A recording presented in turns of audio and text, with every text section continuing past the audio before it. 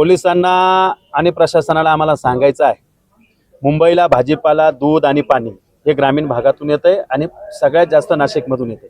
आमच्या कोंड्या करायचा प्रयत्न करू नका। तुमची कोंडी केली तर तुम्हाला ग्रामीण भागात पळावं लागेल। पाणी आम्ही देतो, दूध आम्ही देतो, भाजीपाला आम्ही देतो, ज्या काही जीवनावश्यक वस्तू आहेत त्या बाहेरून जातात। मुंबईत काही उत्पन्न नाही, मुंबई शेती पिकते का? आमची कोंडी जर केली तर तुमची कोंडी 10 मिनिटात करून टाकू। त्याच्यामुळे आमच्या नादी लागू नका, आमच्या कोंड्या करायचे प्रयत्न करू नका। त्या दिवशी आमचे रामभाऊ ही सगळी मंडळी त्या ठिकाणी गेली होती, त्यांना ज्या पद्धतीने त्यांनी केलं आता अडवून दाखवा बरोबर ना। उद्यापासून जर आज जर अडवलं ना, उद्यापासून मुंबईचा भाजीपाला, दूध आणि पाणी बंद। जा काय करायचं आमचं करून घ्या। आम्ही नाहीच विकलं तुम्हाला काय करणार? असंही कोविड मध्ये आम्ही 2 वर्ष भाजीपाला विकला नव्हता, आमचं काय केलं? काय फरक पडत नाही आम्हाला। असंही तुम्ही भाजीपाल्याला भाव देत नाही, त्याच्यामुळे आमच्या समाज बांधवांना आम्ही खाऊ घालू, इथं बनवून तिकडे खाऊ घालू, पण तुम्हाला देणार नाही।